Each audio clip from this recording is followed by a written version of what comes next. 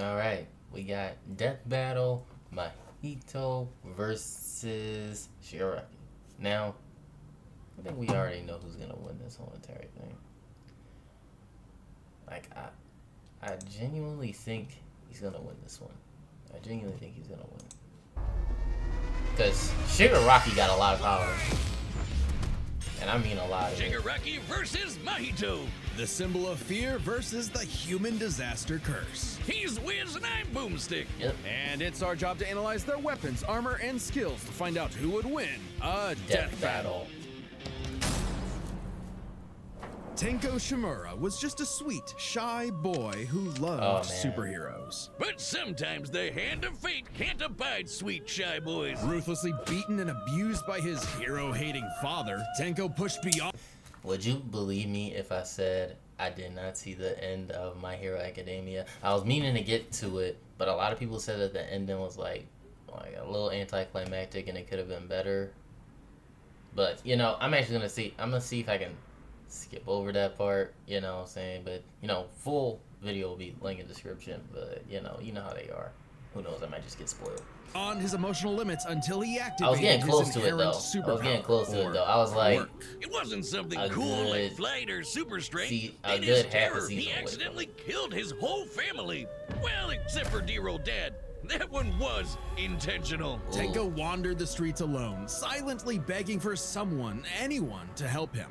If only a hero was there to save him. But instead, the only open hand he found belonged to the devil. All for One, the greatest supervillain in history. He took Tenko under his wing, feeding a hatred of everyone and everything, and grooming him to one day lead his League of Villains in destroying Hero Society. With that came a new name, Tomura Shigaraki, and an absolutely nightmarish quirk, Decay. It does what it says on the tin. Anything Shiggy touches with all 5 fingers turns to dust. The perfect power for someone who just wants to destroy. Pretty menacing, if not for that dorky-ass costume. I get it, hands are his thing, but come on. They just look so dumb and fake. Oh, those aren't prosthetics. Those are real really hands. His, like, yeah, from his those is his family, and he wears them like ornaments. Like... crazy. It's actually crazy. Family that he killed, attached to his face, and explicitly commanded to be left there by his mentor so that he would never forget his rage. Okay. While his use of Decay started off relatively weak, it rapidly increased in power and range as Shigaraki came into his own. Decay isn't even limited to whatever he's touching. Anything that touches something he's decaying also decays. Spreading like an all-consuming miasma that can wipe out anything from an enormous tower to an entire city. Like this dude, oh my god. Honestly, I think Shigaraki will give Saitama a run for his money. Though I know I'm probably glazing right now, but you know, thinking about that, anything he touches, come on now. If decay reaches you, your only hope is to isolate the body part that is disintegrating before it gets to something vital. After years of training with the greatest supervillain of all time, Shigaraki was finally put in charge of his own team with one mission. He must kill his master's rival, the #1 hero, All Might. Only to fall flat on his face. Shigaraki was a terrible leader, quick-tempered, short-sighted, and, well... Cringe! Oh, he's just so cringe. He uses gamer lingo unironically. He whines like a baby when things don't go his way. He's the kind of guy who would say normie in real life, in front of normies. But they say defeat is the greatest teacher of all. Only through struggle could Shigaraki manifest his dark conviction. Right as All Might's new protege, Izuku Midoriya, was coming into his own as well. These two rivals, the inheritors of their master's blood feud, would push themselves past their own limitations. Especially when All Might and All for One double KO'd each other, leaving Shigaraki to lead the League of Villains all by himself. And with the stakes higher than ever before, Shigaraki stepped up. He personally battled the monstrous Gigantomachia for a month and a half straight, and conquered other villain organizations to create the Paranormal Liberation Front. Thousands of new soldiers for his personal army. All to impress All for One's personal quack. Dr. Ujiko, who spent months upgrading Shigaraki's body to make it more like his sensei's. Nah, that part really like oversell just how strong he is. Oversell. It might have been constant agony, but Shiggy went from Chud to Chad. Ujiko's experimentation vastly increased Shigaraki's strength, speed, and durability, enough to match and surpass even All Might's absurd power. Sharing All Might's power between them. Okay, I wouldn't say surpass. I wouldn't say surpass, but he was powerful enough to hold all of them off hole in a cloud that on his own. 2,000 miles Deku tried to knock this dude out. He just ate that it. before to be nearly 80 million megatons of TNT, almost as much as the meteor that wiped out the dinosaurs. And Shigaraki can now move fast enough that his body produces hypersonic shockwaves and can even catch laser beams. And he's tough enough to survive Star and Stripes Intercontinental Ballistic Cruise Punch. Now the new name for my penis. Move over, gigantic Omega Storm. Anyway, it also made a blast so big it showed up. You guys are gonna get major spoilers for what happened after. Up against the curvature of the Earth. Though he might seem invincible, when Shigaraki's body is pushed hard enough, he will evolve into a state of uncontrollable power. So Decay became? Oh shit, more hands! Shigaraki can spontaneously generate flesh into existence, seemingly oceans of it in an instant, whenever he wants. He can even use it as a type of armor to defend himself in close combat. But that's nothing compared to Ujiko's greatest gift. Shigaraki wanted to be the new All for One, so what better way than the old man's quirk? All for One's quirk, All for One, allows its user to steal and store quirks with just a touch. And All for One has hundreds of them stored up, collected over the years. Nah, like, it's a lot, and I mean a lot of quirks. Like, ability after ability. This dude was literally, man. Each quirk is connected to a memory of its user's essence in the form of a spirit, a vestige. Kinda like a piece of their soul. They exist in this kinda psychic world in Shigaraki's body, and can even act as a spiritual defense should it be invaded. And with those vestiges came quirks like super fast healing, air blast, radio waves, flight, telekinesis, teleportation of others, and the ability to track foes. He can even combine multiple quirks together, like in this big-ass electric Kamehameha. However, any vestige stolen or destroyed will also remove that quirk from Shigaraki's repertoire. They're also sentient, and some can even fight for control. That's why I'm worried. I'm worried how they're gonna use that, because are they gonna? So they're gonna use him like pre he got his quirks. And mind you, I haven't seen the rest of it as far as like going forward, because I seen when he defeated the Stars, the Stripes, and he took her quirk Order, but she said for Order to nullify and negate all other quirks. Unless that doesn't matter in this case. Second shoe finally dropped. Because Shigaraki also got All for One's vestige, that means All for One was now in possession of a shiny new body that he'd spent the last 15 years molding for him to take over. Shigaraki's entire existence was planned from the beginning. Why? Because All Might's previous mentor was Nana Shimura, Tenko's grandmother. Oh, that to mess with All Might. That is some next level hating right there. He manipulated Shigaraki's entire life, all for one purpose. To create a soul so corrupted, it would grind away at All Might's perfect world. Hey, think him and Orochimaru will be friends? You know, I can't make that joke. Allowing All for One to take full control. But All for One's possession wasn't complete, and Shiggy managed to fight his way back to the top, literally decaying his way through vestiges in the process, all to fight his rival Deku one last time. Despite Izuku's best efforts to save him, Shigaraki was too far gone. His spirit decayed by years of venomous hatred. And the new symbol of hope defeated the new symbol of fear, burying All for One's grudge for good. Yeah, I kind of seen that. Coming. I mind you, I didn't see the ending, so I wonder how they adapted this. Anyway, it's different of the animation. But you know, hold on, let me just go ahead and skip to this part.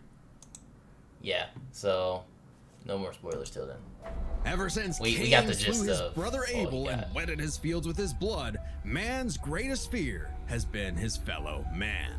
But what if this fear took on a life of its own? What if all that negative emotion humans felt for one another spilled from their bodies and congealed, forming, over time, a living being fueled by malice, which believes in nothing but the law of the jungle? Well, then you'd have the special grade curse with the patch face, Mahito. Oh, I've had people tell me I've become a human disaster curse when I've... This sick mother... I can't wait for Jujutsu Kaisen Season 3 to come out. I just cannot wait for it. In all honesty, I'm glad he got his power taken. Had too many mojitos. Mahito is one of the deadliest beings to ever afflict mankind. He's no mere mortal though, but a cursed spirit. Innumerable spirits exist, weaker or stronger depending on the amount of anxieties, jealousies, hatreds, and fears humans feel about them. Like the fear of locusts, kinda weak. Or the fear of smallpox, getting stronger. Or the fear of fire. Oh, goodbye, Tokyo. So it follows that mankind's fear of itself would be extremely powerful. Those negative emotions manifest as Mahito, a being composed of cursed energy. It's basically like evil ki. Cursed energy can be used to make spirits way stronger, faster, and tougher than any normal human. And it's invisible, making curses like Mahito impossible for the untrained eye to see. Only a life or death situation can galvanize a normal person to see a cursed spirit. That also makes cursed spirits virtually immune to physical damage. They may be physically present in space, but can only be harmed by attacks that embody spirit matter like cursed energy. Which is really crazy because of Mahito's like whole reason of existence being that so long as humanity like fears itself, you know, he would still continue to exist even though he is destroyed, you know. But not sure how they kind of explain that in the manga, because many of the spirits can die, you know, their physical forms. But as far as like them themselves, I think technically the very idea of them existing is actually still out there. Because Rika was made just off of her dying, but her spirit was still intact. Which makes curses insanely hard to get rid of, like... Though she wasn't a curse, though. She was an actual, like, human That's spirit. That's why you need a Jujutsu sorcerer to come in and Kaizen the shit out of them. They call it exorcism, but I like the way I said it better. Right. Curses and sorcerers have battled each other for millennia, waging an endless war over the fate of humanity. Almost exclusively in Japan, though, for some reason. But Mahito was special. Yeah, that's anime logic. It's Japan. It's Japan. It's always Japan. You see, most curses are basically dumb animals, but Mahito has so much cursed energy that it gave him sentience. So he was recruited by Kenjaku alongside other special grade disaster curses to wreak havoc upon the world. In fact, they made Mahito their leader. And even more frightening than intelligence and bloodlust, Mahito possessed philosophy. Perhaps informed by the tragic meaninglessness of interhuman conflict, Mahito is an existential nihilist, believing in nothing but his own will to power. It's a dog-eat-dog world, and Mahito is the wolf. Which also makes him kind of a goofball. If nothing matters, why not have fun with the slaughter? Really get your steps in. He loves to dig around and toy with your You know, that is it's the craziness and deepness of his character. Because he was made out of hate. Because mind you, he didn't ask to be made that way. That's just how he was made. But the thing is, Yuji made this dude feel fear. Like genuine actual fear for the first time. And he honestly got to begging for his life. Even thinking it doesn't matter. So, even with that, he valued something that he thought didn't matter. But I might be stretching it. Let's just get one. Oceans like a cartoon character before slitting your throat. An appropriate analogy considering his curse technique, idol transfiguration. Using his cursed energy, Mahito can control anyone's soul with just a touch, including his own. In fact, he's so good at manipulating his own soul that you can't even kill the bastard without directly targeting it. In Jujutsu Kaisen, the soul and the body share an immutable connection. Whatever happens to the former affects the latter. This lets Mahito squash, stretch, and shape-shift his body into literally anything he wants. Like Play-Doh, he can turn his limbs into blades or clubs, grow wings like a bird or fins like a fish, reform his body around injuries, or even even create clones. Curse users are naturally unharmed by their own ability. Should he touch a human, though, his alterations to their body are instantly fatal. And since he's attacking your soul, those physical wounds are gonna be impossible to heal. Even if his alteration isn't directly fatal, the human body won't last more than a few moments in a transfigured state. All that with one touch! God, I thought herpes was bad. His powers mean Mahito treats humans as effectively disposable dolls that he can gleefully experiment on. The more casualties, the better, especially if he gets to break your spirit first and watch you suffer.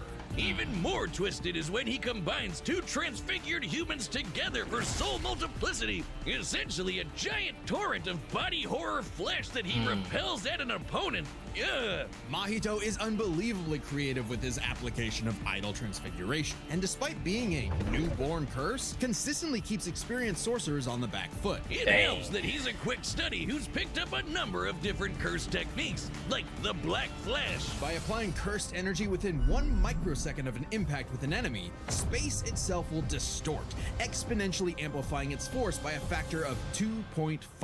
Not only does this hurt like a mother, it restores your curse technique and gets you fully in the zone. And would require reflexes moving nearly 1,000 times the speed of sound. It's no surprise then that Mahito also unlocked the pinnacle of sorcerer techniques, the domain expansion. Oh shit! More hands! A domain is like a barrier of cursed energy, but if you're caught inside, Mahito can use idol transfiguration instantly without even needing to touch you. It's called the self-embodiment of perfection. That's where I think Shigaraki might have a hard time. If he gets trapped in that domain, well, probably not, because he can also mold his body however he sees fit, so it's a chance that the domain expansion won't exactly work on him. The ultimate expression of Mahito's absolute control over his victim's body and soul. The only time it ever failed was against the student sorcerer and Mahito's archenemy, Yuji Itadori. Because not only was Yuji a blood-producing goody little two-shoes who believed in the inalienable rights of all living things, blah, blah, blah, he also had a curse inside of him. The king of curses, Sukuna. Which meant Mahito's ability affected both souls in Yuji's body. Sukuna didn't like that. No surprise, and kicked Mahito's ass. Yeah, listen. But wait. Shigaraki has multiple quirks inside him, like multiple souls. So that means he can manipulate the multiple souls inside of him. Or would that just be a tangent? Yeah, I think I'm reading too much into this, but this domain expansion might be the caveat to this entire fight. Patchface to fight with a handicap whenever facing his pink-haired menace. Yuji's belief in the value of human life flew directly in the face of the world that Mahito knew to be cruel and meaningless. So he made it his mission to crush Yuji's spirit before killing him, murdering his friends, defiling their corpses, and brutally battering him before going in for the kill. And he's got the strength to do it. Mahito's one of the most powerful curses in the world, and his growth is exponential. Fellow disaster curse Jogo was able to summon a massive meteor capable of reducing the city of Shibuya to ash. That'd take an energy of over 800 kilotons of TNT. And Mahito can take as good as he can give, especially when, in the throes of struggle against Yuji, he evolved, unlocking a vastly more powerful form, the instant body of distorted killing. Complete with armored exoskeleton and arm blades, this was a taste of the almighty curse Mahito was growing into, a true blight on all mankind. That form was solid. I would like to see that versus Sukuna, but we all know Sukuna would have beat that form. It wouldn't last. In a bitter battle of resolve, Yuji won out. In a dog-eat-dog world, there was now a bigger wolf. So he tucked tail and ran away like a bitch. And what do you know? Life suddenly became a whole lot more meaningful the second it looked like it was about to end. All that gleeful nihilism, just a bitter hypocrisy in the end. For him, maybe, but Mahito found a convert in his archenemy. After a battle that wiped out thousands of innocent people, Yuji's youthful spirit was gone. The only thing left that mattered was exorcising this curse. In a way, that was Mahito's final victory, the destruction of another human being's soul. He may not have been around to see it, but the curse Mahito inflicted on the world would bring it to. You know, it's crazy because he did break Yuji, but he didn't break him in the way that he thought he was gonna break him. Coincidentally, I find it hard to believe this is gonna have any effect on Shigaraki, because Shigaraki's spirit has been broken a long time ago. He's a maniac just the way he is a maniac, so it'll be two maniacs fighting each other. The one thing is, you can make him feel fear. It'll be totally fine. Its knees. Hey, do you see that join button? Yeah, that one. That's your ticket to being a death battle champion. Alright, let's go. Let's get to the fight. Well, you guys already know who I'm picking. I'm picking Shigaraki. That decay ability is just too OP. Though, him being a regular human, well, if it will take cursed spirit energy to defeat a cursed spirit, I would say Mahito, but let's be real here. The one caveat to this fight is going to be the domain expansion. So, unless the manipulation of souls doesn't affect Shigaraki, then I can't necessarily see it having an effect, considering the corpses are like souls themselves and he has a lot of them inside. Behemoth. Okay, let's just go ahead and see it. I got Shigaraki on this fight. All right, the combatants are set, and we've run the data through all possibilities. It's time for a death battle! Let's do this.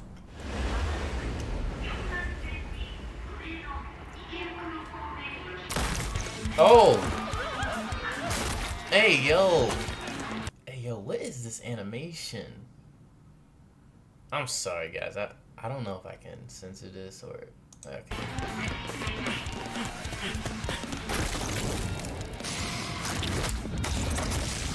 Ooh. I'd heard of a powerful villain stalking these parts. My organization is going to tear this putrid world down around us. We could use a freak of your talents. Little old me. Do I want to be king of the social rejects? Oh, dang. How about I bring them your head instead? Oh, no. Fine by me. Let's call this your audition. Sickum. No moves.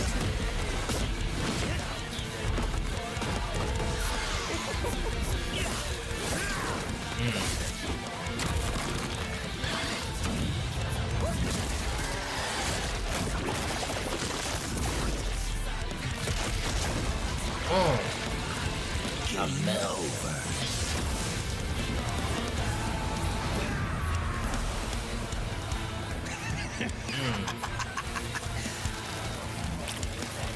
Did you actually just say that?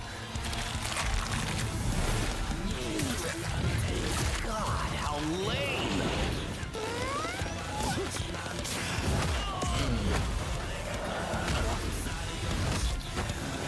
Dang, you know how Death Battle likes to do this. They make it seem like it's gonna be the one-off hand guy. They're making it seem, because remember when they get too cocky in the beginning, that's the first person that loses. They usually always do it, but I'm hoping they don't do it this time. I want Shigaraki to win. Oh dang! Oh! Audition over. Did I get the part?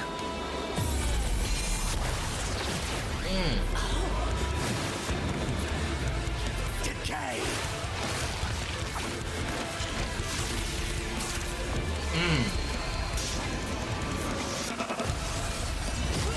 Oh! What a rush!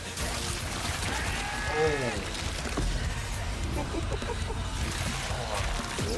Dang, he's in his ultimate form already. Yo, this fight is just too good.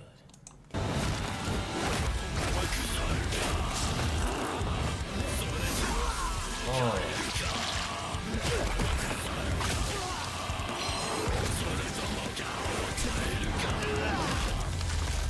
That all you got?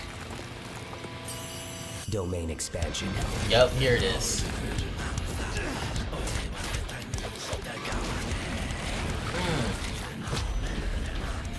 I can read your soul. You're just a scared little boy whose daddy is mean and wants to make it everyone else's problem. Grow up.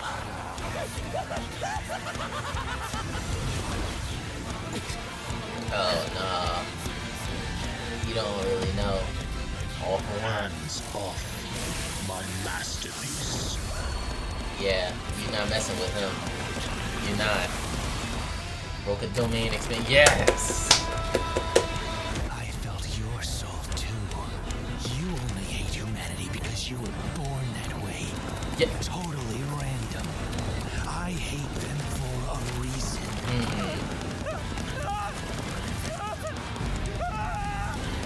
You grow up. Knew it. Absolutely knew it. What did I say, Wiz? Like a bitch. With their complex power sets, this match was a puzzle to figure out, which is why we're breaking it down to 3 categories. Okay. Physical stats, survivability, and their powers. Okay. But first, let's address one thing. Could Shigaraki even see Mahito? He's an invisible curse after all. Cursed energy and quirks are notably different, and Shigaraki wouldn't be able to see curses normally. However, even regular humans can spontaneously develop the ability to see curses in life and death scenarios.